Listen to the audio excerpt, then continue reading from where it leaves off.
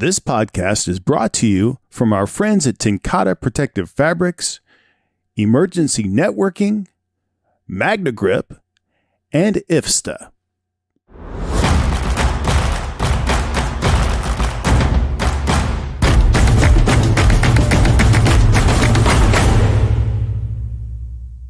So, good afternoon, good evening, good morning, depending on wherever and whenever you are listening. I will once again start with gratitude and thank everybody for tuning into the Perspectives on Leadership podcast, brought to you by Fire Engineering.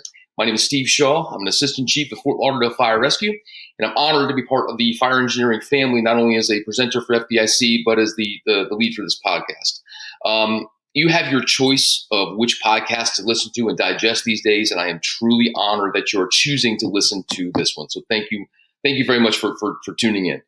Chief Holton told me once years ago at FDIC that FDIC was a tactics conference, and not just with firefighting, but with all things, leadership training, mentorship, what have you. And then no matter what we did or no matter what we presented on or spoke on, that we should be focused on the tactical ways for our listeners and readers to be able to deploy these ideas in the real world. So in that spirit and always in his honor, I will continue to focus on the tactics as well as the concepts during this podcast. You all know my perspective is my passion. It's my personal journey as a student of leadership. I continue to be fascinated by how perspective affects our ability to lead. The goal for this podcast is the same as it is on day one.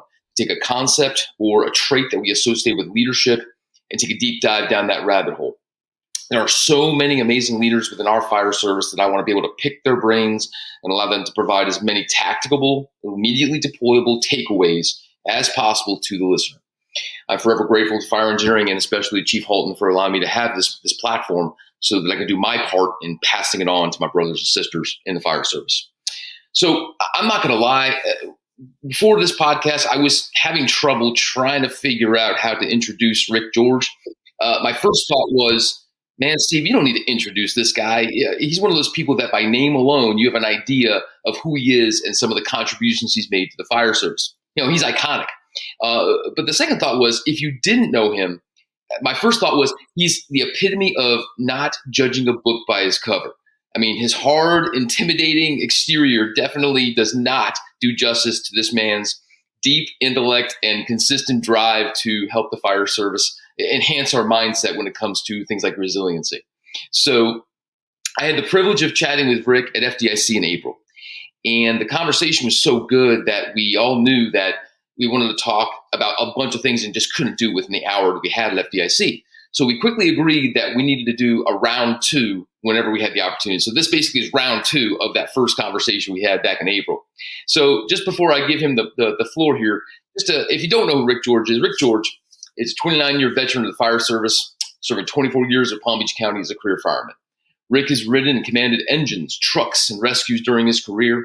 He has designed delivery courses as an instructor to national and international audiences. After being diagnosed with PTSD in 2008, Rick battled to come back and finish his last 10 years of his career whole. He retired from his department in his late 50s to start his own training company. Currently teaching as an immersion-based class on performance and facilitating groups with firemen, law enforcement officers, veterans, and uniformed personnel struggling with substance abuse and mental health issues at a local treatment facility in West Palm Beach.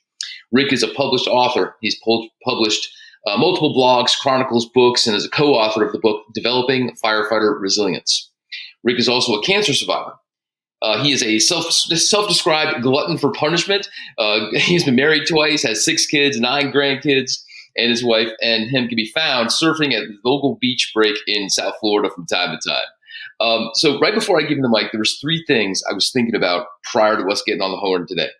The first one was the concept of face-to-face interactions. When I got back from FDIC, my wife had said, she had listened to the podcast, and she's like, man, that was a great conversation. And that exactly is what it was. It was a conversation.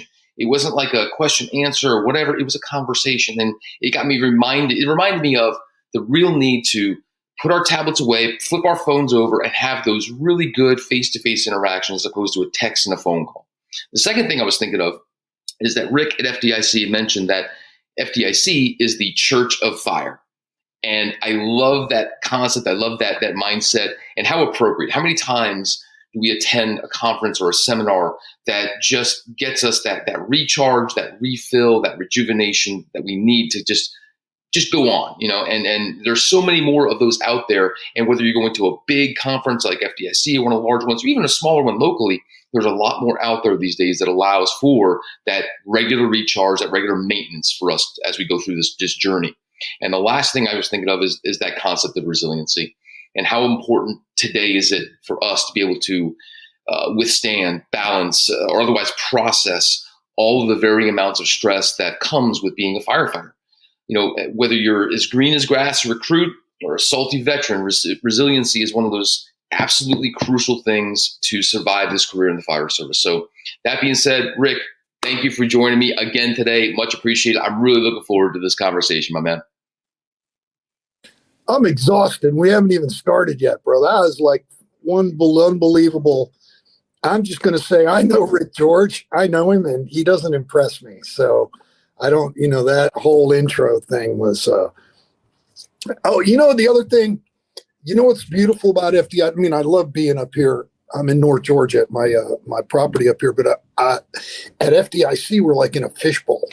So we're surrounded by glass while we're doing it. And people are coming by and they're lifting their shirts up and stuff. And it was just wonderful. Not girls, of course, it was just the gay guys, but it was that dynamic adds a lot to it, especially being there. But this is going to be real fun too. Well, I tell you what, first of all, I love looking at you and where you're at right now, man. I got to tell you, you make retirement look really good. And I got 6.5 years left, I think, in my drop. And just, you know what? Just stop showing the background. It's just making me crave it even more. But it's good to see that even though you're still busy as all heck, doing all kinds of things, you're at that retirement spot where we all eventually want to be at. And that is kind of what a part of this conversation is today. In other words, how to navigate this career so that when you do retire, you're stable, you're balanced, you have other things you want to do, and so on and so forth, that you're able to disconnect or get involved in something else, or a chapter closes, another one opens up. So it's wonderful to see you where you're at. And I love looking at the pictures in the background, man. It's a good way it's a positive way to start this thing, man. So there were so many things we had got done talking about during the last talk. And I found myself, as I was taking my own notes, just saying, I want to go further with this, or, we need to talk about that more, or, he said this statement, and that could be a whole hour talk on its own. But what I wanted to kind of start with this was, and I kind of mentioned it as the intro, but for everybody that is listening that maybe doesn't know you as well, everybody seems to have like a special niche within the fire service, a niche, whatever. For some, it's firefighting. For some, it's a focus on leadership. You've definitely occupied this resiliency space for some time. Where did that come from, and what is the origin story of all that? Okay, so it was born out of necessity. I was at a point in my life where, I want to preface it with letting you know where I had been sober for, coming up on next month will be 36 years of sobriety, but I had been sober at the time. I was probably 19, 20 years sober, and there was a divorce, but it wasn't just the divorce. It was, I thought that I was managing all the stuff that I was going through really well, and it showed up as an anxiety where I couldn't keep my mask on my face. And it got worse from there, where I was waking up at 3:30 almost every morning, 3:30, quarter to 4 in the morning, and I had lost my emotional balance. I either knew joy or I knew just deep sadness, like a sorrow. It was really, and I couldn't focus my thoughts. So I thought I was losing my mind, and that's when I was diagnosed with PTSD. It was, and this is important because my foundation was my family. So because of the divorce, my foundation gets rocked, my entire world starts to collapse. And that's where my faith actually, that was the lesson that taught me that if my foundation is not my faith, it doesn't matter what I do, because it's not sustainable. And so I have faced a lot of adversity since then, cancer. And when the cancer hit me, the first thing I thought was, I kind of cocked my head and I was looking upward and I was like, all right, where are you taking me, bro? Where is this going? What are we doing now? You know, and it didn't even scare me because I don't know, maybe it's just firemen. We know it's not if, it's when and what type, you know, of cancer. We're just exposed to so much stuff, and only to find out that our it's in our gear. It's so. Anyways, that opened a door for me to working with people with cancer. When I was at the hospital, I made some connections at the hospital and worked with some people at the hospital. And when I mean worked with people, I mean just being you know how sometimes all you need is just a brother or a sister to listen to you, and just to have that ear to talk to, and to be able to be intimate and share things and not worry about being judged. That happened at the hospital. And I really, they don't know me, right? But I don't care. I mean, I work with fire service, bro. Really, you think you're going to hurt me? I've been divorced once, married a second time. I got 6 kids, 9 grandchildren. I got more dogs and animals and responsibilities. You can't hurt me by saying whatever it is you're going to say about what I'm going to say. You know, I know I used to worry about that a lot, but that's where it was born from. It was born from that being diagnosed with PTSD to coming to that point. And when I got to that point, did you want to say hello to anybody? My wife's right here. Say hi to Steve. Say hi to Steve. Hi, how are you? Hey, how you doing? Good. So when all of that happened and I was diagnosed, I wasn't sure what to do because I can't keep a mask on my face. So I reached out to I actually reached out to a military psychologist. That's my wife. Got this.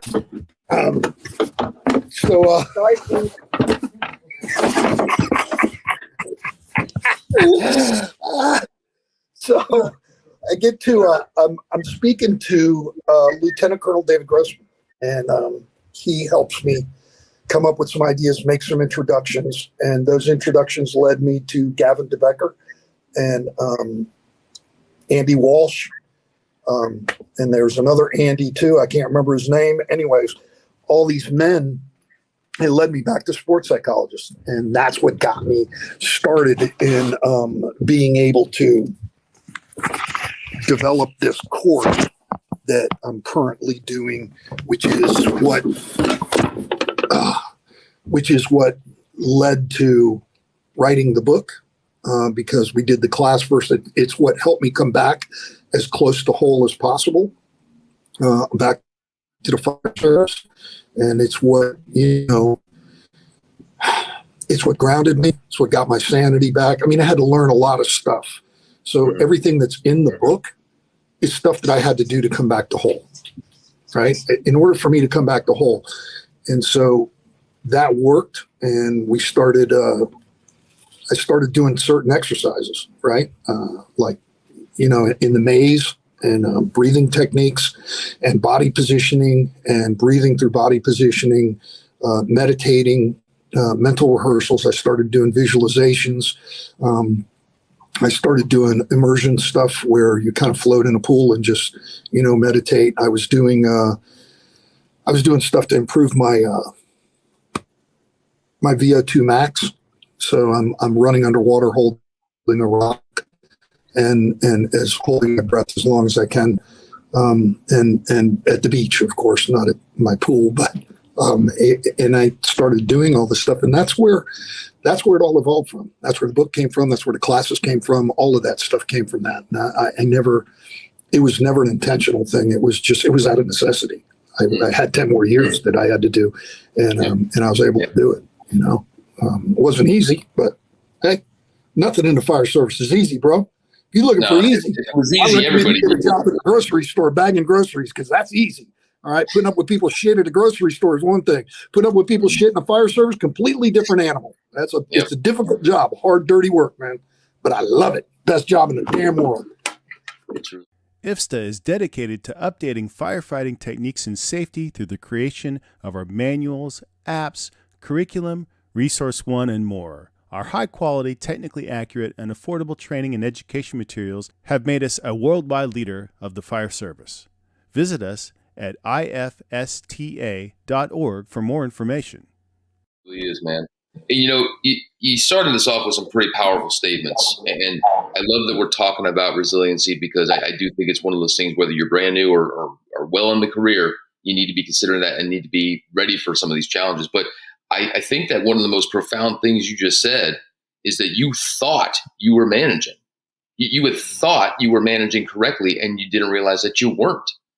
And that's profound. I mean, for a guy that was already thinking about it, to think you're doing something and it's not working, that's how many people do we know that maybe think or perceive that, oh yeah, I'm just fine, when they're not.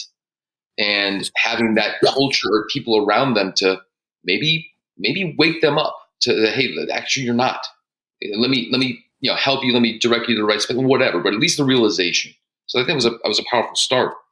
And the other thing is, you put a lot of work into the book, into all the stuff you do right now in the course. Oh, yeah. I think that's profound because you research like you're supposed to research for articles and books and writing. You're not just winging it. You put the work in with the cats that you were doing this with, and that not only provided good stuff that's relevant, it helps you stay relevant to feel the pulse of the people that are maybe newer into the service, and it gives you that ground to start the conversation. Being that relevant keeps you in the mix, and it's stuff that it's not everybody's passion, but those that it's not their passion, to have somebody that is passionate about it and has done the research and can show you where they cited things, where they referred things from. That's crucial, man. So I think we all benefit from the tremendous amount of research you've done and dumped into all the content you put out there. So that's I'm glad we're starting there. Yeah, that's 12 years of research, by the way.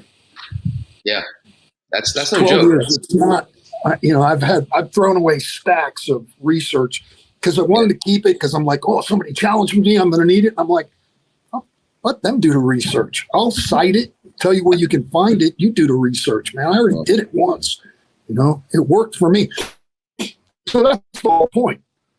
None of the stuff that I do is stuff that I haven't done myself. The relevance of it, you use that word, is that it made me whole. It worked for me, and I've watched it work for countless others. Yep. And how many times do we have the ability to really research and credentialize and do our work to make sure that people that are writing articles, doing research, doing work, whatever, are actually practicing what they teach, come with that pedigree, or doing what they're doing. And that's important, because you want people that are not only into it, but have done it. Whether it's, like for me, it's we have the ability to curate those instructors or those voices out there these days. So it's important that people know that we have the ability to make sure we can find the source of it. But speaking of, I want to piggyback on that real quick. So the immersion class that I do, right? Mm-hmm. The instructors that I have, there's typically 10 other instructors in there. Every one of them have been through exactly what you're talking about. They have been through the mix. They've been through the grinder. Everybody gets their turn in the barrel, man. I don't care who you are. They've all been through it and come out the other side. So this class, and we'll talk more about this topic of how it kind of cross-pollinates from performance training into your personal life. We'll talk about that later, because I know you've got some questions that are going to lead to that. But I just wanted to point out that every one of the instructors that helps teach this immersion class, it's not a class that you can just decide to put on. You can read the book, but if you don't have the instructors to be able to deliver the information and understand it in context, then the possibility of you creating more damage or creating training scars is very, it could be very significant. You could end somebody's career. Like a trusted turnout jacket you've had for years, Flex 7 outer shell fabric delivers a perfectly broken-in feel on the very first wear. Flexible, comfortable, and powered with the strength of Enforce technology, Flex 7 outer shell fabric is made to move. To learn more, visit tencatafabrics.com/flex7. Flex 7, powered by Enforce technology. Only from TenCate Protective Fabrics. That's a good point too. Speaking of that, so the book that you co-authored with Dave Gillespie and Bob Carver, Developing Firefighter Resiliency, that came out in 2019, so it's about almost 4-ish years old. So since its release, what have your conversations been like with firefighters? What has been the response? What further work is needed for us to understand this topic? It's crazy, man. I can't go out in the public without people asking for my autograph and all kinds of crazy. No, I'm kidding. Firemen are a tough group, bro. And we don't buy into stuff like, Johnny come lately crap. If it doesn't look cool and it's not sexy, it's a tough sell. If you can't see the results immediately, it's a tough sell. The unfortunate part is there's enough brothers and sisters out there that have suffered and continue to suffer that they're willing to try anything to get past it. So I think when the book came out, most people didn't expect it to be a book like the book is. So the book explains a lot of techniques, and it shows from class development and the laws of learning to visualization and segmenting and self-talk, about meditation, about breathing exercises, the neuroscience behind it, how to incorporate biometrics, all this other stuff, right? It gets very, very complex. But the point is that information, how do I put this? When firemen come and talk to me and they're like, "Oh yeah, I read your book, man. That was really cool." And I'm thinking to myself, was it really cool? Because, we made it. It's under 200 pages. It's on softback. It's a small book. It's affordable. It's a lot of research. And the reason that we had to approach it from that perspective was because if you were going to understand, I had to challenge the fire service's ego with regards to training efficiency. And if I didn't do that and my information was not solid, I was going to be a freaking punching bag, And I don't know about anybody else, but I don't like to look like a fool. I mean, the many times that I've ended up looking like a fool was by sheer accident. It wasn't, I've been sober, but with all due respect to alcohol, I've done some extremely stupid shit sober, And when you make yourself a target, you better damn well be sure that you've got your information straight, and we do. So we were able to challenge a lot of things. And not only that, using the biometrics, which is, your heart rate, your respiratory rate, your blood pressure, your temperature, all that stuff, we could show the changes. We could substantiate what it is that we're saying real time. So it's kind of hard to argue with facts like that. Look, so we teach guys how to breathe, then we teach them breathing positions. And then after we do that, we show them a little technique with the wheel on the bottle, right? So then we tell them, now you're going to extend your 1,000 PSI on the old bottles, right? 1,000 PSI of your emergency air, which typically will go anywhere from 6 to 20 minutes, depending on lung capacity and how fast you breathe, without utilizing a breathing technique. Then we're going to incorporate the breathing technique and this wheel technique that robs the air from the pneumatic safety systems that we have built into place, and we use it for breathing.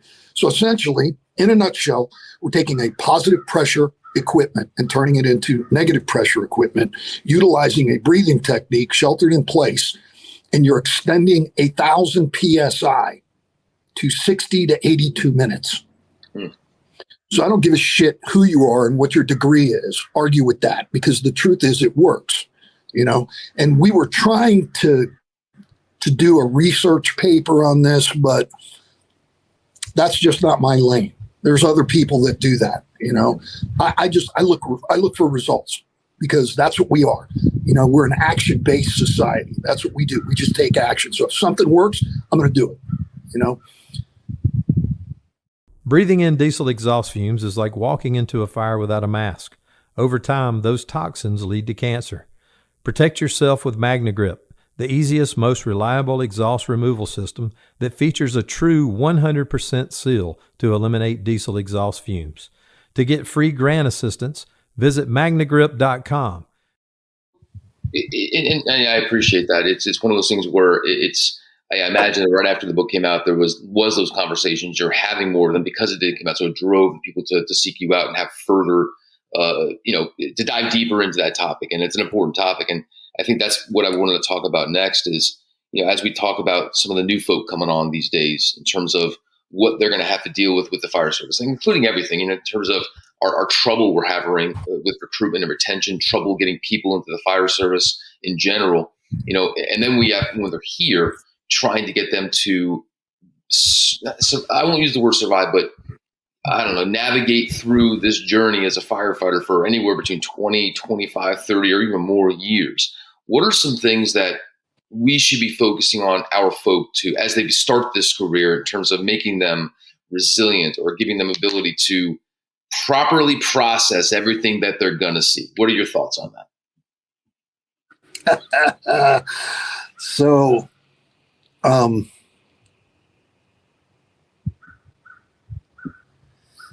let me start with a quote, and I can't remember who said it, but it's some guy somewhere is my hero. I don't know your name, but I'd love to take you out to lunch one day and burn a fatty, right? One of these. When I say fatty, I do not indulge in the other anymore. It said, nobody calls 911 and says, send me a dumbass fireman in a pickup truck. No, in 3 minutes, they want 5 brain surgeons, decathlon athletes, and rocket scientists to come and solve their problems. So, Chief Eversole, with Chief that Eversole out of Chicago, Chief Eversole. Is that who it was? Yes. Unbelievable. The freaking all-time mic drop freaking statement, right? So the fire service, I took some notes here. When the air pack first came out, there was some transitioning into that, most guys thought it was a sign of weakness using this air pack, all this other stuff. Well, now you don't go nowhere without an air pack. It's the same with hoods. Oh, I got to know my ears are burning, this and that. Look, I get it. There's merit to everything, but everybody wears a hood now. Not only that, we've started changing our policy. When a hood gets dirty, we don't wash it. We exchange it for a clean one. Not all departments, but that was the department I came from. And then what happens? Now we end up merging EMS with fire, and both of them end up like, it's a contentious marriage. It's hard work, just like any other marriage is, right? But it was out of necessity, and they're both surviving. So from there, look at active shooter. So now active shooter rolls around. Now you're getting Kevlar, you're getting helmets, and some departments are issuing sidearms, and you're going up when the lead is flying, bro. And so there's an adaptation that the fire service has always taken on. So now when people are struggling with stuff, you're going to become part. You're going to have to do research. You're going to have to take classes, and the fire service is going to have to get a hold of this and start running the lead dog on this, because if we don't start teaching our people about neuroscience and how the brain works and how, how we either set ourselves up for success or failure long before we even take action on anything, right? If we don't start explaining about the need to be part neuroscience researcher and psychologist at the same time to understand certain behaviors, then we're screwed. You're not going to be very effective, and you stand a good chance of being scarred, if not worse. So what I'm talking about is, there's EQ, there's IQ, and there's SQ. And IQ is all about, emotional intelligence. It's about intelligence, period. So you're going to have to be that guy that understands stuff. You're going to have to educate yourself. The EQ is about emotional intelligence, and the emotional regulation that's necessary, you have to be able to pick out patterns of behaviors for yourself. What are your motivations? What are your strengths? What are your weaknesses? Learning to name your emotions and stuff. All this shit sounds childish, right? But listen, this is all part of a balance. We're talking about our people going through a career. Our statistics for suicide are terrible. But on the other side, the people that survive is even greater. Okay. So it's like, don't let that define you. Understand that there are people that are doing things correct and they're doing it right. So one of the stumbling blocks that we come across is like when you said, when I had talked about, I thought that I was good, right? Well, how do you know when it's not good? Well, you don't know. So maladaptive behavior for me was that, I would talk about things. I would acknowledge that, yeah, it's difficult and yeah, it's hard. I had a routine where I would come home, I would go to the gym, I would work out, I would come back, I would shower, I would eat, I would take a nap and try to normalize and then interact with my family. Now I have to put myself first like that because otherwise the guy that shows up is not a very stable guy and he's thinking very irrationally. And that comes from the backlash of the adrenal dump and everything else. Because when you go to work, you're programming yourself and you're getting ready to go because you don't know what you're going to run that day. You got to be ready for everything, man. I mean, if we're honest and you think about it, it can be anywhere from helping Mrs. Jones get her groceries up the elevator, right? Or into her apartment on the fucking 5th floor and there is no elevator. It could be a signal for somewhere near a canal in Florida where we got alligators everywhere. There's just so many things to juggle on that scenario alone. Then you're looking at fires. Anywhere from a residential fire to a commercial to an industrial fire to a big box fire. There's a number of things that you can run. You got a plane crash. You got all kinds of shit. Our job requires us to be on and ready for so many things that at the end of your shift, you're excited to go home. But when you get home, you're like, oh, and everybody's excited and they're going at a different gear and you have just geared down. So it sounds like noise, but it's not noise. That's normal life. It's the effect that it has on us. And this is where the IQ and the EQ comes in. And I talked about the SQ. I created that, by the way. I made that shit up. I don't know if SQ even exists, but that's your spiritual quality of life, right? And your spiritual and intellect, right? So there's things that these intangible principles that we utilize. We call them virtues, right?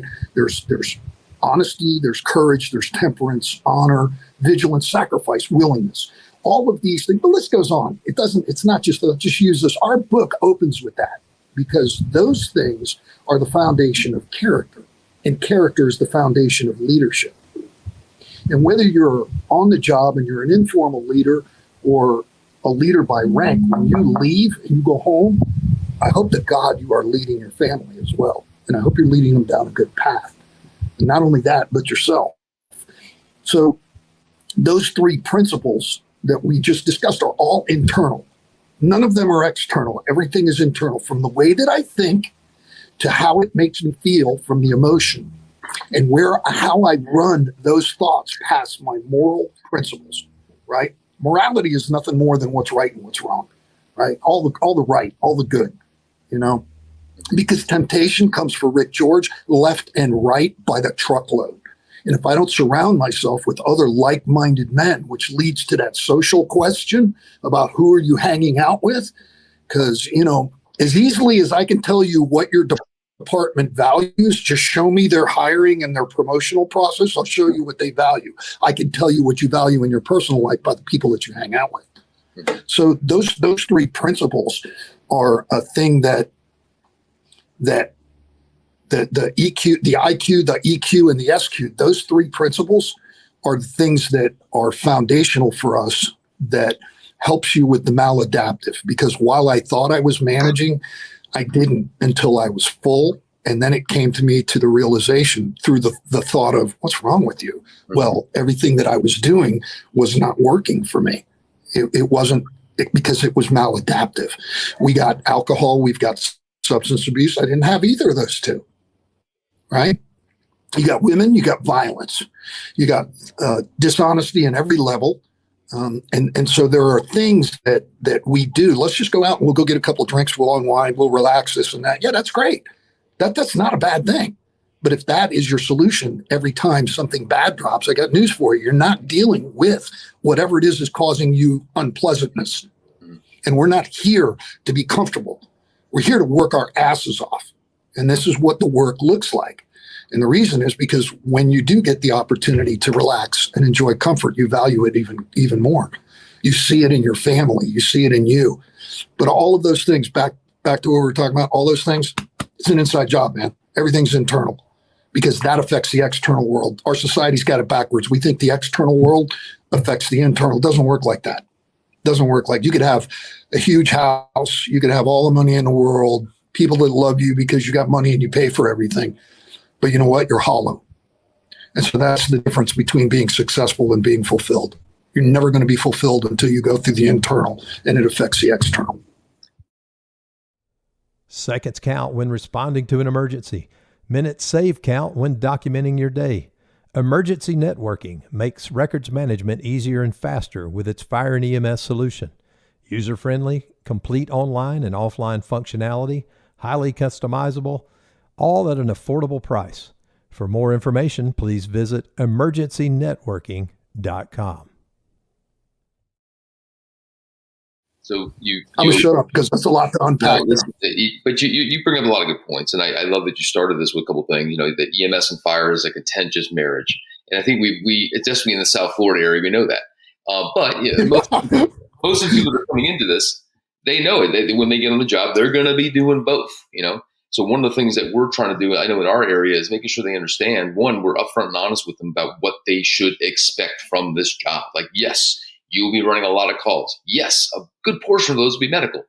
But there's also the thing you said that I thought was important was the focusing on those who are doing it right. That's a great start because as much as there's stress, there's people that are going through a lot. There are more that are going through it in the right way, that they're positively dealing and navigating through all this, that they're learning to mitigate the stress. And we should be focusing on the positives. Hey, look at this guy. He's doing it right. What is he doing to deploy that? What is he doing to balance the stress? The other thing you said is the transition from shift to home. And I remember we talked about this at the conference. We were talking about how we dump all this energy into, like, the conference, for example, and you're there, but at the same time, you're away from your family. So yeah, you're dumping all this energy, you have all this great conversation. When you go home, and the analogy is the same, whether it's shift or a conference or a seminar or whatever. When you go home, there's that, I'm tired. I'm exhausted from the shift. I'm exhausted from the experience of the conference, whatever. Yet when you go home, your family has not seen you. You may be exhausted, but your family is like, well, wait a minute. While you were gone, I had to handle everything at home. So now I need you to step up. And you're like, well, wait a minute, I'm tired. So you have to be cognizant of all of that, the needs of the family, the needs of home, the needs of your friends, the needs of your children, the people that are close to you on the outside. So there has to be that balance. But it's important. Let's do the real quick. Let me interrupt you. Let's do the IQ, EQ, SQ real quick. Mm-hmm. So on that example, so when you come home, my first thought was, when my family was coming at me, was like, Jesus, could you guys just shut up and just give me some room? Let me breathe. You're not going to believe what I just came back from, Right. No.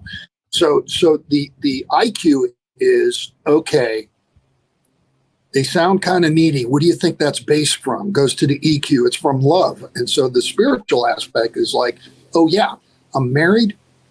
I'm married. So I got some vows involved in this. And I'm actually loved by these people in a way that nobody else is ever going to love me. Yep. And do I look at it like that? Absolutely not. Why? Because my irrational mind is in control at this point. The sympathetic nervous system has been up and running for so long that it doesn't unwind or shut off sometimes, and we recognize it as hypervigilance. Mm. So it's hard. It's hard to get to that point, though. That's a big trip up for a lot of people, and it takes actual time and energy to compose that in such a way. And who wants to do that when they just got off shift and they're like, man, I don't want to work anymore. I just want to gel. I want to relax. I want to unwind. I want to decompress, whatever that looks like. I'm sorry to interrupt you. Not really, but that's what people say when they interrupt people. So. No, I think that hypervigilance is also a key term there. That the fact that we're on for those 24 hours, we're constantly in a state of arousal, like the way you said. For how many years? Yeah. For how many years? Yeah, I remember. How do you learn how to force a door? Repetition. Yep. How do you take a top off a building, read a building, IC, 360s, recognize, deficiencies? Repetition.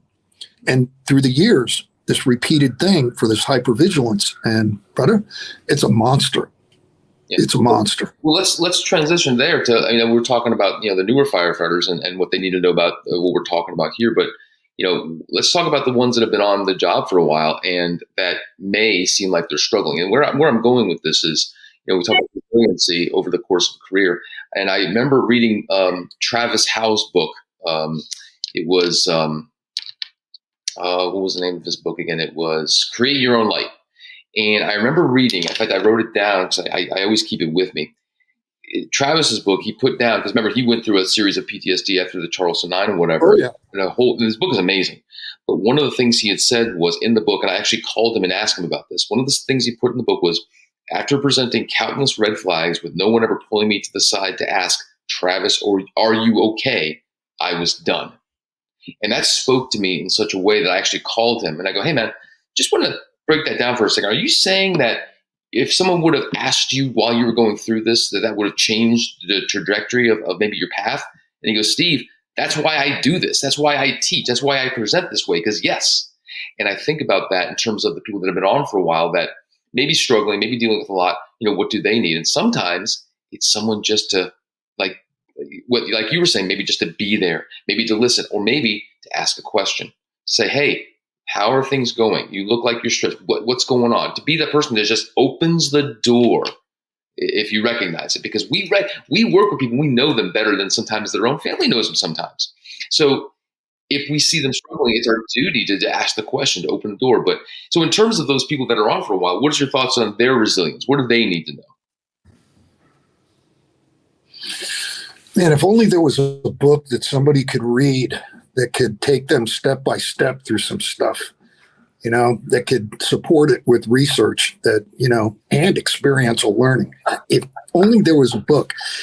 Now, there is actually several books. When we wrote our book, I had to challenge the fire service's ego, right? Because there's no way that if we wrote a book on, look, man, you got to take it easy and this, no, because it's this softer, easier path and whatnot, at least the idea that it was. Mm-hmm. But I believe that book is the counterbalance to allow people like Jada Hudson to write her book, for Travis to write his book, because it's about mental health in the fire service. And so what we teach with regards to performance, it's the same stuff with the mental health side. So if that's 3 books right there that could empower people to be able to, okay, what are you going to do? Because if you're going to ask somebody, hey, bro, are you all right? You better have some freaking solutions before you ask. You better think about this, because they're going to go, no, bro, I'm not. I'm thinking about blowing my brains out and taking 50,000 people with me in the process. Oh, shit, it's a little too late for you to go, oh, damn, I wish, put that back in my mouth again. We call it a black marble. They live back here and boom, they fall out every once in a while. You go chasing it around trying to take it back. But once it's out, it's out. So you better have some responses for that black marble when it drops. Hey, bro, you okay? No, man, I'm not. I'm thinking about taking my life. Well, how you feeling right now? Are you thinking about taking your life right now? And the reason I'm asking you is because I can't allow you to do that, bro. I love you, man. I mean, you're the world to me, if you got to lie, I don't care. Just whatever. And what you're doing is you're trying to gain trust in a person that doesn't have any hope. And when you're living hopeless, I don't give a shit what you got to do to instill trust, but you have to instill trust to be able to take that person back to the light, which is what Travis is talking about. Yeah. Taking them back there. If I remember correctly, Travis also did a couple tours overseas. and came back into the fires. He was a cop too, I think. So that man's experienced more than his share. I think, Charleston lit the candle. The cake was there. It was iced, and the candle was lit, and now he's in full bloom. Yeah. So I know he's a funny guy too, man. Yeah.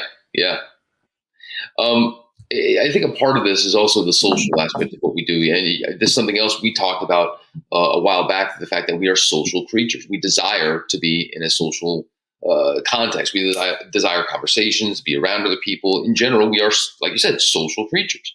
So I'd like to kind of open that up a little bit too. In other words, I think that deserves some talking. So from your perspective, in the terms of what we do right and maybe where we need work in the terms of the social context of where we stand in the fire service, what do we do right? Let's start with the positive. What do we do right that we should continue to deploy, to model? What do we do right in terms of social influences?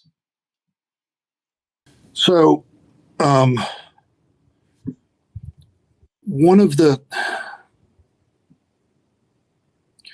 I think that adaptation is the one thing the fire service does right.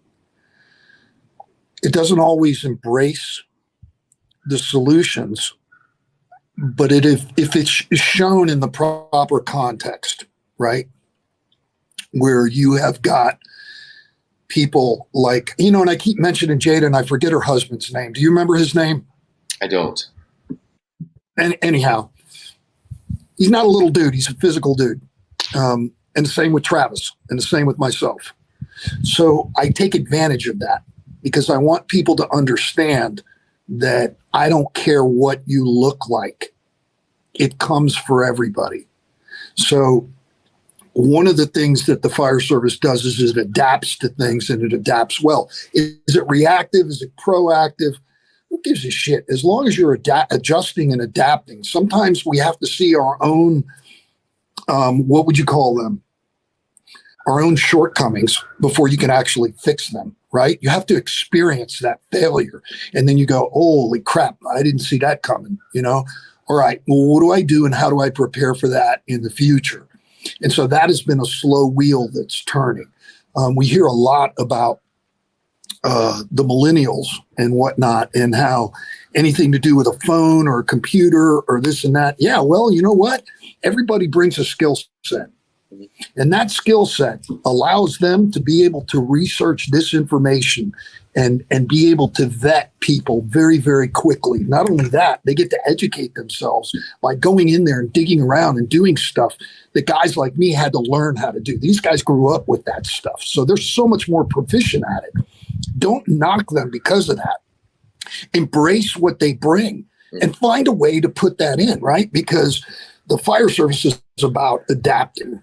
Right? We adapt, we overcome. That's a great freaking saying, but it doesn't mean shit. It's just poetry if you really don't utilize it. If you don't implement those things and learn how to become adaptive and solution-based, right? Yes, it's important to identify the problem. It's even more important to identify at least 2 or 3 solutions to that problem, right? We got plan A, plan B, and plan C. We know that there's certain things that don't work. Alcohol's not a solution. It's a good recreational tool. It's a good way to unwind and have fun, but it is not a solution base.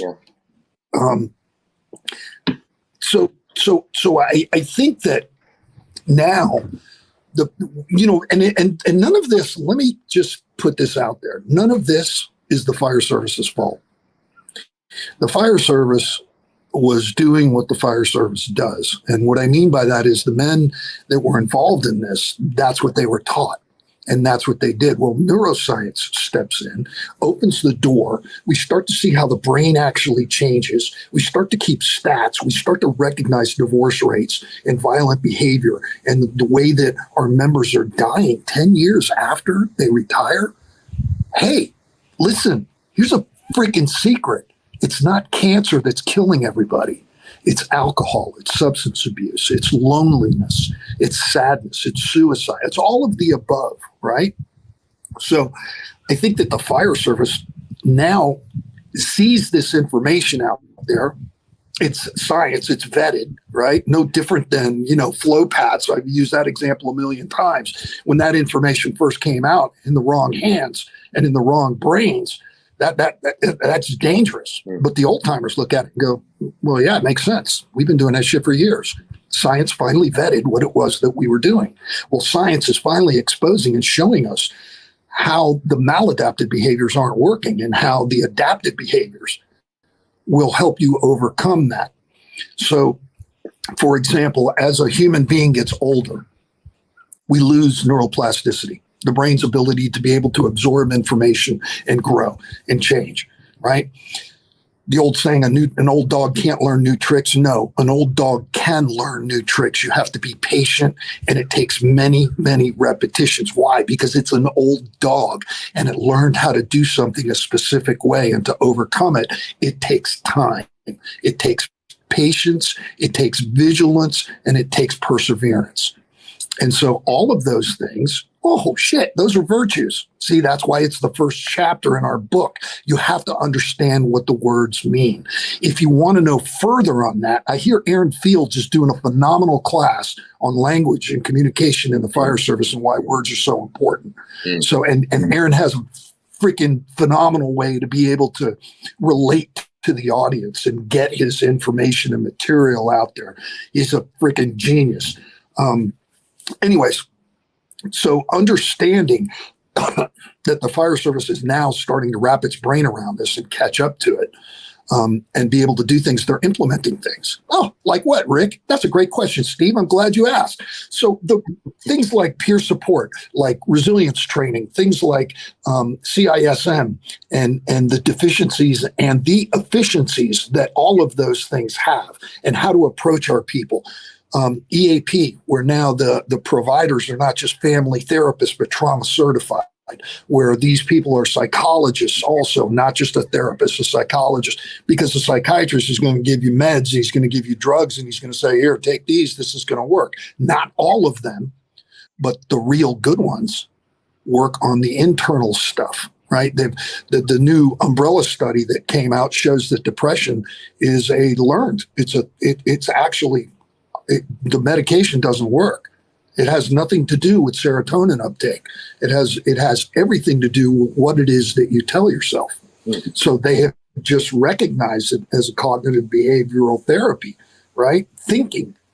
It's a talk therapy cure, all of these things that are coming out, and then all of the support from the people that are out in the field doing it, from, Aaron and Jada and freaking, damn it, what's his name? I'm gotten old timers. You were just talking about Travis and all of these other people, right? And you doing this podcast, John Spira doing the Fit to Fight Fire based on faith, family, and the job and stuff like that. Firemanship is coming back in Illinois, and it's going to be based on the same thing. So all of these foundational techniques are coming out now, and it's being supported around the fire service. I was in Wichita. And I got 600 firemen doing meditation, and we open with prayer, we close with prayer, right. And it's not you're going to, I don't know what the fear around that is. Jesus Christ, you run into buildings where the roaches and the rats are running out and you're scared of faith. Get the fuck out of here, bro. It doesn't make any sense. Put your ego in check. Just understand that we're all in the same boat. And that's what the fire service, I think, is doing well now. It's got representatives out there that recognize these things, and they're moving the needle forward. And, it's Bobby Halton used to say it all the time. Fire service like an aircraft carrier. It turns, but it turns real slow, Yeah. And that's what we are, man. We're an aircraft carrier, and we're turning slow. And those are the things I think the fire service is doing well, amongst other things, right? We're coming out with, the typical tactic stuff, EV, lithium ion batteries, huge problem, and we know some of the guys that are on the state task force that are leading tip of the spear stuff for this, So we continue to adapt tactically, but I think the larger part, and the IAFF is actually behind it too, which I never thought I'd have those words come out of my mouth, but with regards to, our people's freaking condition, their internal condition, their mental health, their emotional health, their spiritual health, all of those things. So we're doing a lot of good. It's slow, bro. It's slow going. It's molasses on a winter's day. It's tough. No, I think you mentioned, and that leads into the second part of this question, but you mentioned embracing like the new guys when they come in. And I think that term embracing the new people, that's important, not just that classic, oh my gosh, they don't have the same skill set that I had when I started, but instead realize that two things. One, that's an opportunity to teach them something maybe they don't know, and then become like a mentor or a person that's now impacted their life in such a way that wasn't part of the expectation. So there's opportunities there with those people that perhaps don't have the skill set that once was there. That's not a bad thing. That's an opportunity. It's also the opportunity to begin a dialogue, to begin the conversation, to start that relationship that maybe they need. They need more relationships in the fire service to help them balance, and a variety, a diverse level of relationships as they traverse this career. So I'm glad you started with that. And I love that you talked about things like neuroscience and neuroplasticity, because it does, age, for example, does affect it over time. But whether you're reading your books or the books that are out there, or Carol Dweck's mindset, there are opportunities to change mindset regardless of age. It can be done. And that's what all the latest science is showing. And it's wonderful. And I love that you did talk about some of the things that we should all know about, like peer support, EAP. I'll be honest, we come from an area where we have a very good support system down here in South Florida. And bro, you go home and you've got EAP. Mm-hmm. That's not fair, okay? Right. She's in the other room. I'm talking to Mr. Shaw. Yeah, I know. But I think about EAP, and I think this goes to a lot of the things that we talk about in terms of support. And I'm not saying that if you should just call EAP to use EAP, but EAP is oftentimes an acronym, and that's all if you've never used it or at least know more about it. Once you've actually pulled the trigger and deployed it and used it, like many of us have, it's different. It's like, oh, this is real. This is what it looks like. And it becomes more of instead of a check in the box to offer somebody, it becomes, hey, no, listen, this is a resource. Let me explain why. So I would offer to the people listening out there that even if the people out there that are going through some sort of struggle or whatever, it's not a bad thing to maybe deploy that tactic, to use that if they've never used it before. It's the way I attribute it. It's almost like the mental health version of working out. You get somebody to talk to, you get somebody to kind of reframe and recalibrate you, and you get the experience of what that actually looks like. So anyway, sometimes it's not EAP and you having to go out and find somebody to talk to. Whether you got to pay for it out of pocket or what, I want to hear about how much it costs, okay? Because you spend that much in a weekend drinking and partying, okay? So, and the reason I say that is because in our area, EAP is typically supported by the union. And if you go alone, you get all the HIPAA qualities, right? They can't share that with your department. But in a lot of departments around the country, it's based out of HR. And when HR is involved, they have to report everything. Mm-hmm. So it can be punitive. You can lose your job by going to take care of yourself. And I understand this. I don't want to be insensitive about it, but if you can't trust your EAP, then go find somebody on your health insurance plan and pay the deductible, pay the copay, whatever. It's going to be worth it, You'll find people. It's becoming more and more prevalent. Yeah, 100%. And it's a beautiful thing too. That has become more accepted. It's becoming the norm, and that's a beautiful thing. Especially as you're starting this career, to know that it's okay to reach out. It's okay to express how you're feeling. Knowing these resources that are available. It's so great that it's accepted, and that's the start. So let me drift into some of these other things. As we were talking about this concept. I was talking to Chief Halton years ago about that tactical takeaway part of this, and the fact that, regardless of what we talked about, making it tactically takeawayable or deployable. So in terms of practical ways we can deploy resilience, what are some things that come to your mind? Breathing. Man, I have been involved in some kind of martial training my entire life. It started with wrestling as a kid, moved into judo, moved into Muay Thai and boxing. It moved into jiu-jitsu. And all of them would say the same thing: breathe, breathe. But nobody taught me how to breathe. So you want to learn how to breathe? Come to my class at FDIC. It's an hour 45 lecture. It's called the Warrior's Breath or something goofy like that. I can't recall what it is. And I think it's I don't even think they've come out with the dates yet for the classes, have they? No. Okay, so it'll be either Wednesday, Thursday, or Friday. And we'll talk, because I'm not going to take up all of our time talking about breathing, but breathing is the key. It's everything. It is a neural hack. When somebody upsets you and you breathe, you can go, homeostasis occurs. It lowers heart rate, blood pressure, and respiratory rate. It allows you to think clearly, because when somebody says something and hits one of your triggers, one of your buttons, one of your stuck points, whatever, a nerve, whatever you want to call it, the response is emotional. Take a deep breath. Mom used to say it all the time, or Nana, Grandma, Grandpa, whoever, take a deep breath, count to 10. Before you respond to anything. I mean, it's been in our family forever. I didn't understand what it meant. I thought it was bullshit, but it's true. Right. It works.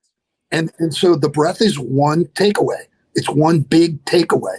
What you tell yourself, rumination, right? And that IQ, that self-talk is another big one. You need to challenge that stuff. Does it work? Has it worked? Is this what's got me sitting in a pre-termination hearing, or am I getting promoted because my processing is proper? All of those things are important. There's more. You can go into meditation. You can do visualizations, mental rehearsals, imagery. There's a number of things that we can get into with regards to all of that stuff. But breathing is a neural hack. It shifts the mindset. It actually releases chemicals in the body that allow you to think rationally again. But if you haven't prepared for that storm prior to the storm, like you listen to this podcast and somebody says something that pisses you off and you breathe and you're like, that shit doesn't work, and then you come out all emotional and everything. Well, that's a storm. So you have to prepare for that storm before the storm hits, right? So if you're not recognizing, look, this is my trigger, this is how I want to respond, and this is what I think the appropriate response is, and then you run it through a scenario base, which is based off of a mental rehearsal, okay? But if you haven't learned how to develop that, there's a certain wavelength that you want to get into with regards to the brain. And it's all measured in hertz. It's electrical activity. That certain wavelength is what allows your brain to recognize it and incorporate it as a repetition. So the more times that you do it, now when this trigger, this nerve, whatever, shows up again, your response, you have a conditioned response. What you're trying to do is recreate a default. So there are some moving pieces that are involved in that, right? And in order to incorporate that, all of us go through that in the fire service. When we show up on a scene, we want to go and we're going to go force this door, but there's smoke and fire, and babies falling out of windows, there's frogs and locusts falling out of the sky, and it just all hell is breaking loose, right? So what do? Well, at home, I would run that scenario through my head over and over and over again until when I start showing up on fire scenes, my brain recognizes and goes, oh yeah, we've been here about 500 times. Let's get to work, man. It's not ignore the outside stuff. It's keep your peripheral, but keep your mindset where it belongs. If your mindset is not clean and you're not clear on what it is that you're trying to do, then you've got some work to do around that. So this goes back to the failures that we talked about. Man, so it's interesting. And here's what I'm glad about. A lot of people I talk with are saying the same things in terms of like breathing techniques, self-talk, meditation, those kind of things that if you would have mentioned 20 years ago, been like, yeah, blow it out your rear end. Now it's the talk. It is what is it's out there. It is helpful. And with all that we have to deal with these days, even if you've never done it before, maybe it's time for you to look into those things. I love that you said you needed to learn how to breathe. As counterintuitive as that statement is, it's profound. I've used that word a few times today. But you needed to learn how to properly breathe, those techniques. And I think that's sometimes we just have to have the put our egos aside and realize that if I want to get better, I've got to go talk to somebody. I've got to just recalibrate. I've got to just sit down with somebody who could teach me how to use whatever these techniques are. But I love what you just ended with. You have to recreate a default. Man, that I love that, because a lot of us go into things with a default mechanism, a default setting, a default response already there. Some may be great, like you talked about in terms of the job. But sometimes those defaults are in need of a recalibration. Let's put it that way. So I love that you just... Very good. That's a good way to put it. Yeah. That's a great way to put it. Recalibrate that default. Yeah. Add to it, expand it. Because sometimes, listen, I'm going to tell you the honest to God's truth. I don't think hypervigilance is a bad thing. We've been exposed to some stuff, and we know that the way society works and stuff, and sometimes that hypervigilance is appropriate. I mean, we live in South Florida. If you're walking around and you ain't carrying concealed, that's something wrong with you, boy. My point is, that's a joke. Not really, but my point is that you have to be aware of that stuff, but you cannot let it run your life. Mm-hmm. Yep. It can be a spice or an herb that you put on your life to enhance it. Okay. But you can't overload it and let it run your life. There is a balance. Okay. And that's where the breath comes in, because the breath is that neural hack. Okay. And if you think you can't be hacked, you are every day. Turn the television on, watch the news for 20 minutes. I promise you, you will be like, what in the hell is going on around here? And you're going to notice your emotions coming up, right? And stuff. You've just been hacked, bro. You've just been hacked. So the breath is everything to add the perspective to what is going on. There are some things we can control and some things we can't. And there are things that we can influence, right? And we have to be aware of that. And I mean, the more of us that do that, the better off we are. You talked about how it's becoming the norm now. That creates a bond among us, and a strong bond, because bonds that are forged in adversity are extremely strong. Yep. And don't ever forget that, because when you retire, you still have that bond with other men and other people, and it's, and you'd be surprised how it doesn't matter what discipline you're in, the fire service, law enforcement, corrections, treasury, military, we all have that bond. You took an oath, you have a bond. I'm glad you mentioned that, because in terms of like walkaways and takeaways, I always tell people that you should try to find ways to have more shared experiences with your team, with your crew, and that's at home too, more shared experiences where, you got to think about the life of, you mentioned before, because of what we do, we have all this Rolodex full of shared experience that builds that bond with the people we've worked with over the course of a career. So perhaps in creating opportunities for more positive shared experiences, whatever those look like, is a way to help balance that out. Whether it's outings with family, whether it's getting together after work and doing a run or a stair climb, or just rucking throughout your first due, but with the team, with the group, where you're not working, but you're kind of just decompressing. Maybe there's ways to do that, but I love the idea of creating more positive shared experiences because of the reasons you just mentioned. So that's a great way to, and it's a great way to transition to this question. Perspectives on leadership. That's the name of this podcast. So as we kind of trail off to the last few questions here, from your perspective, based on your experience, is one or some of the greatest traits of a leader? Humility. Period. End all. Somebody that's humble is willing to listen. They're also willing to take charge. They understand their role, they understand your role, and they understand the larger picture. They have the 500 foot, the 1,000, and the 10,000 foot perspective. And being able to communicate those things is the secondary aspect to it. So the humility and being able to communicate. But, those traits, there is no single trait. Those traits are called virtues.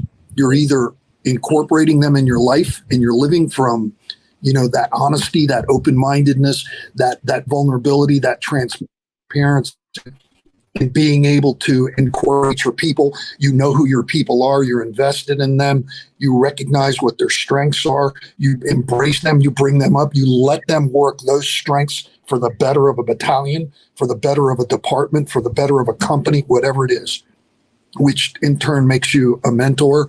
You're mentoring people and kind of pushing them in the directions that makes your department strong in ways that this isn't the strength we're talking. Anybody can build this, but what we're talking about requires just as much dedication to it. So to me, it all starts with humility, because it gives you the perspective to be able to motivate from there. No, I appreciate that. I appreciate the way you responded. There was not much thought there. There was like, hey, this is what it is. And that just the way you responded with that was powerful. And I appreciate you expounding on that a little bit. Here's my favorite question, or it's become my favorite question. But what are your concerns in the fire service? Like, in other words, what keeps you up at night in today's fire service?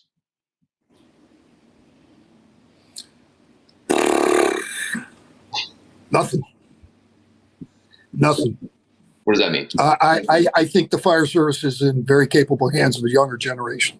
They're going to continue to honor our traditions and our values, and they're going to build on the things that, I listened to I wish I could give the guy credit. It was called it was a keynote, and he talked about standing on the shoulders of giants and how we've all built off of the shoulders of others, right?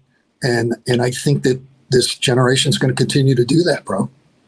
And if we understand that we can embrace them and teach them, and in the process learn from them as well, God, everybody benefits, bro. And I think we're in good hands. To hear you say that, because I don't want to say this in the wrong way, but you being in the quote unquote circuit, you're going out there, you're traveling, you're seeing a lot of people, a large, diverse group of people. And for a guy like you say that's a great way to come to the close of what we're talking about here, is that there's, for lack of a better term, hope. There's that light at the end of the tunnel, that it's not all doom and gloom. You hear some of these guys that you work with like, oh my gosh, look at the guys coming on today. If this is the future, it's going to be terrible. It's not. You mentioned it before. We adapt, we overcome, we get through this. That's what we do. It's what we. Yeah, you can complain all day long, but what are you doing to fix it? Right. Shut up. Oh my God, these guys don't know shit. Well, what are you teaching them? The job of an old fireman is to teach young firemen how to become old firemen. God bless you. Do your fucking job, man. This is why I love you. So, no, but you're wrapping this up in the best way. We've been talking about a lot of the struggles and the stripes and the resilience and ways to tackle that. But at the end of the day, we have amazing people we work with. We have smarter people that we work with. We have people that have different avenues of communicating those positive things than ever before. We have different resources we've never had. And yes, do we have challenges? Do we have struggles? Do we have strife? Are we going to have a tough job? Absolutely. This will always be a blue collar, dirty, gritty, tough job. Always.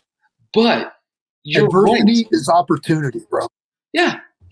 Adversity is opportunity. Yes. Embrace it, bro. And that is, even at my level now as an admin guy, that's the struggle I have, is trying to make sure that people understand that all the struggles they're going through and that what they're dealing with, there's opportunities in all of that. But to be a realist, how do we balance that? How do we provide them the framework and the support and the structure to take all that in and still get through this career positively, so they get through it with those relationships and the experiences, and like you said, training the next generation to follow suit. So then when they do retire, when they do close this chapter, whatever that looks like, they can move on positively and leave the fire service a better place, man.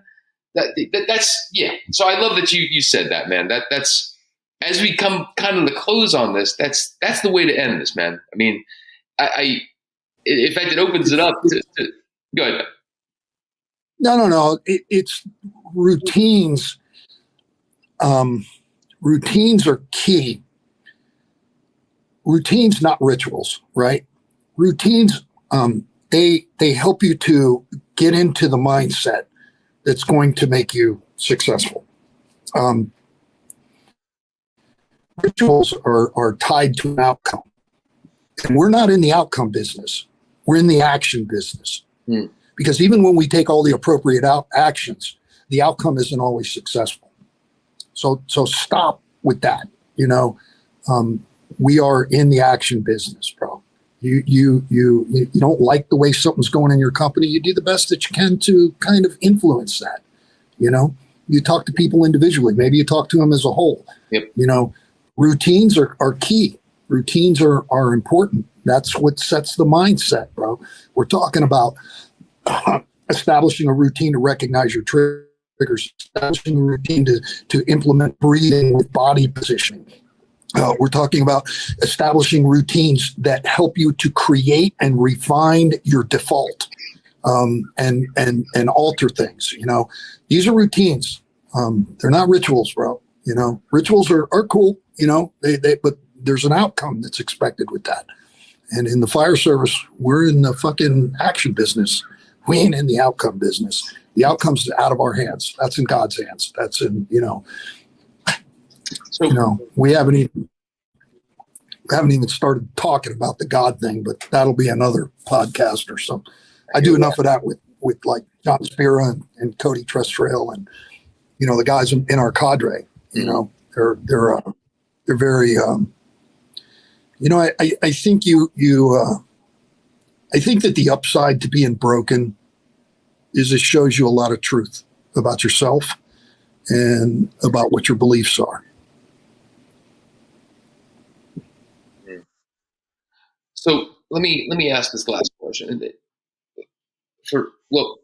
As we kind of trail away here, we talked about a bunch of things, and I always seek the from what you guys, if whoever have on the podcast for future ideas. So based on what we talked about today and talking about the future, talking about the people that are out there, what else do they want to hear about? In other words, if I'm going to do future podcasts, what are some things that I need to be focusing on for our people out there? What would be the first thing that comes to your mind? Man, I'm not even, there's just, you could go in a litany. I think that the diversity of the way that people think and approach things is our strength. Okay. And when I mean diversity, I mean that you're going to approach something in a completely different way that I would approach it.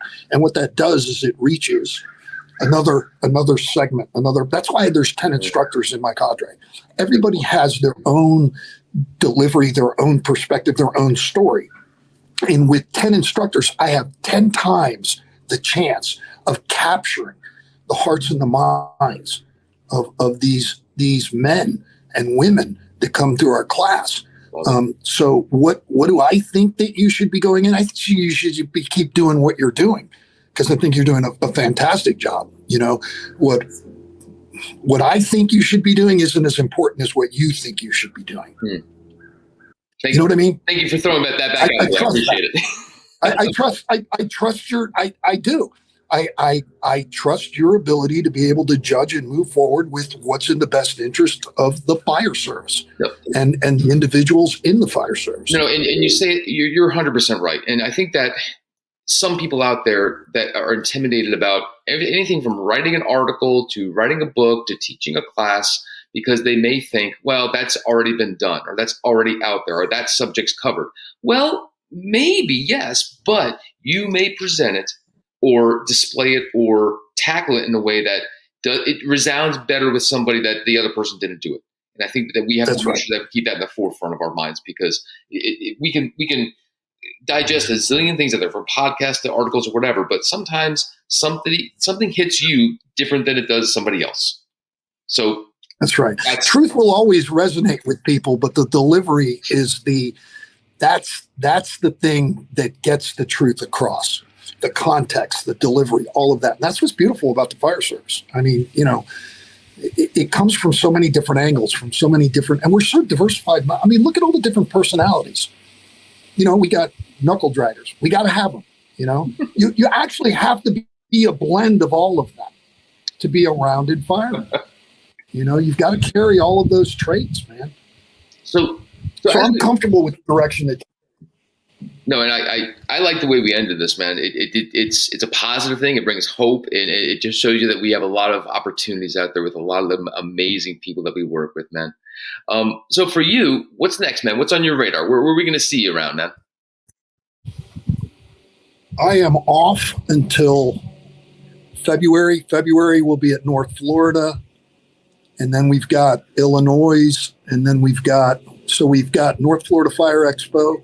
And then we've got the Firemanship Conference, and then we've got MAFC, the Metro Atlanta Firefighter Conference, and then I've got some individual stuff sprinkled through there.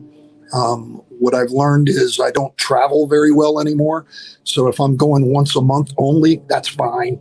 There was a time where I could go every other week or every week, and I was good, man. I just couldn't get enough, A lot. Yeah, I'm full. I'm good, man. A lot. I'm good. I like my bed.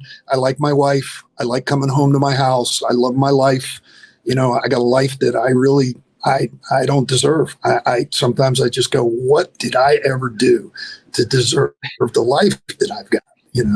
Because, I look at some of the stuff that goes on in the world. We go from the fire service to getting a broader world view of stuff as you get older.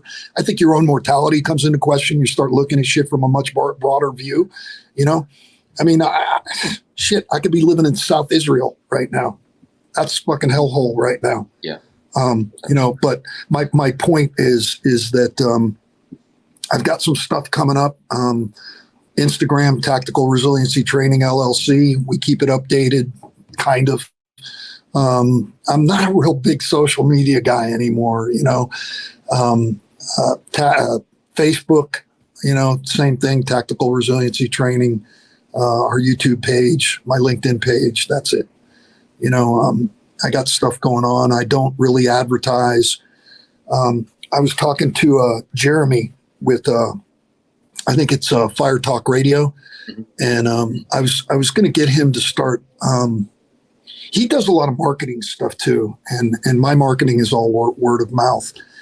And I don't know that I wanted to get that busy. Honestly, it's hard work. Yeah. It's a lot of work, and it takes me away from what I have grown to love, and that's my family and the life that I have now. So these podcasts are wonderful, and I would encourage anybody that's in the training area or wanting to do things and be relevant that do it based off your experience, off of the necessity. The stuff that you talk about it's exactly that. It's based off experience and necessity, the things that you've witnessed, the things that you've seen, the things we could do better. Maybe just have an open dialogue, a conversation, whatever. We need a lot. We need a lot of that, and that's good that we're ending on that. So let me just summarize some of the things we talked about today before closing up. And I appreciate everything we've talked about in terms of. I loved how we started off with that when you were going through your challenges. There was that idea that you thought you were managing that stress, and I think that was a profound way to start off and talk about the fact that we sometimes don't realize what we're going through until it's too late to say a different way. Sure. You also talked about your book, and in terms of tactical takeaways and talking about resilience, guys, if you're listening out there, it's something that if you wanted to start understanding resiliency, that picking up that book and kind of really just kind of get an idea from that. And as Rick says, it's not a long read, but it's powerful. It's been researched and vetted. So if you wanted to start somewhere, that's maybe somewhere you should start.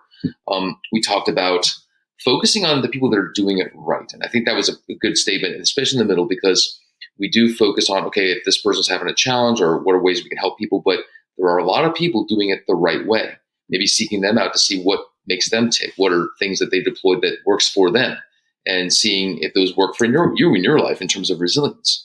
We talked about things like neuroscience and neuroplasticity and the fact that even though you're getting older, you still can learn other things. You still can change. It may take a little time, but with time and patience, you still can either change your mindsets or learn additional things that are out there.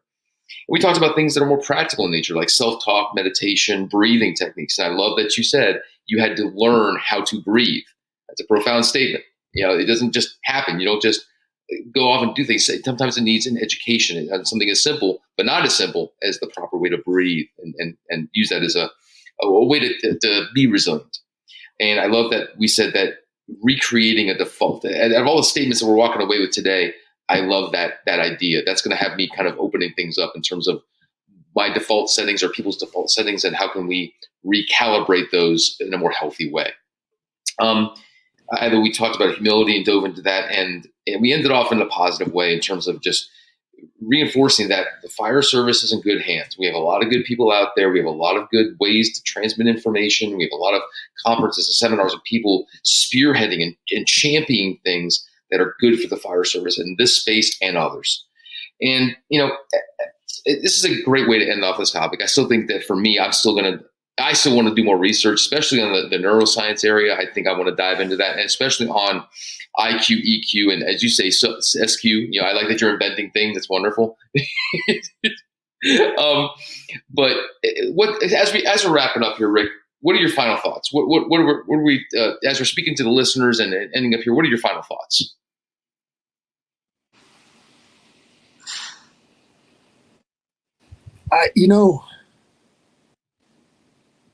It sounds kind of goofy, but many of us, I think it's normal. I know it's normal to think negative and the doom and gloom, because the human mind is designed for one thing, and it's survival. And the survival mechanism is very difficult to overcome. But if you recognize that you're, number one, you're never going to do away with it, nor should you want to do away with a survival mechanism, which is part of the sympathetic process. But that if you can balance it from a rational perspective, which comes from the parasympathetic side, you become a more well-rounded person. And not only that, you live a life from joy rather than a life of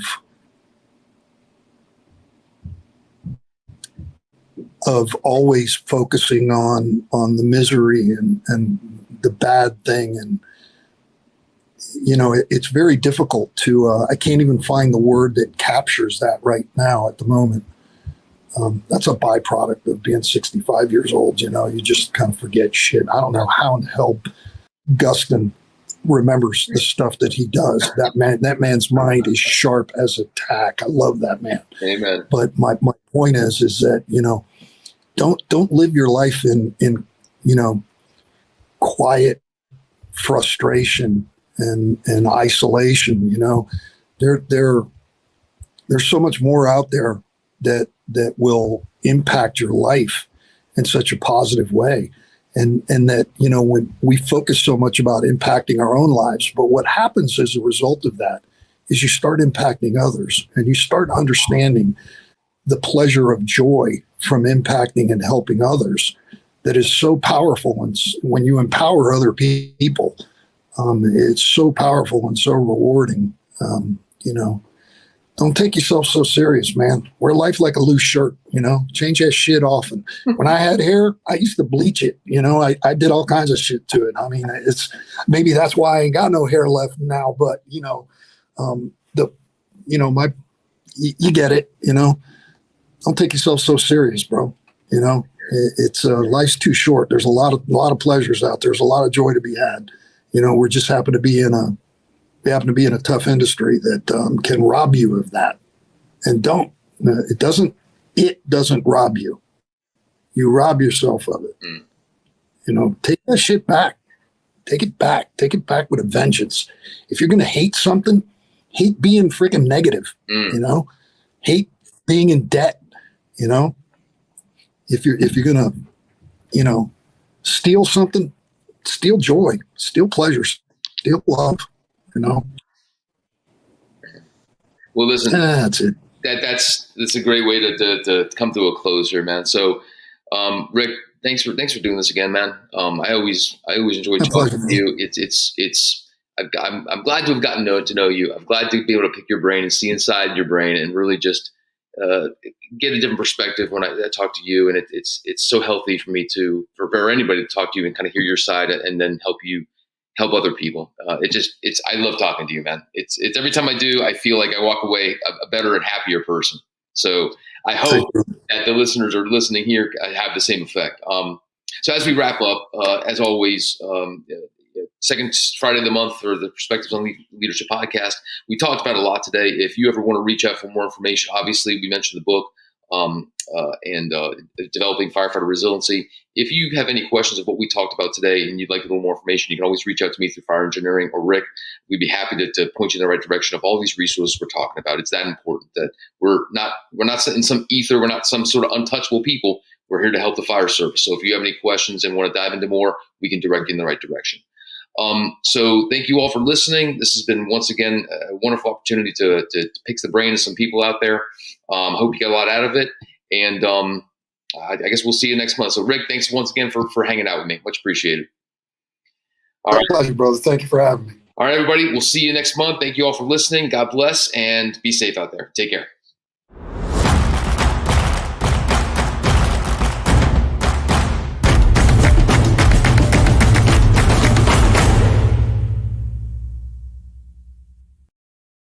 IFSTA is dedicated to updating firefighting techniques and safety through the creation of our manuals, apps, curriculum, Resource One, and more. Our high-quality, technically accurate, and affordable training and education materials have made us a worldwide leader of the fire service.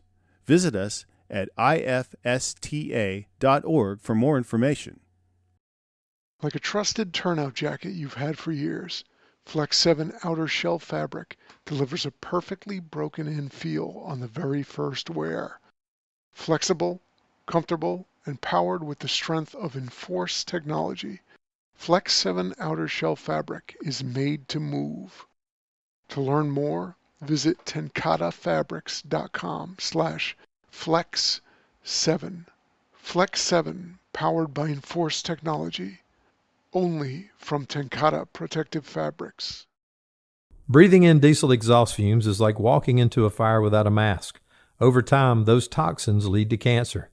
Protect yourself with MagneGrip, the easiest, most reliable exhaust removal system that features a true 100% seal to eliminate diesel exhaust fumes. To get free grant assistance, visit MagneGrip.com. Seconds count when responding to an emergency. Minutes save count when documenting your day. Emergency Networking makes records management easier and faster with its Fire and EMS solution. User-friendly, complete online and offline functionality, highly customizable, all at an affordable price. For more information, please visit emergencynetworking.com.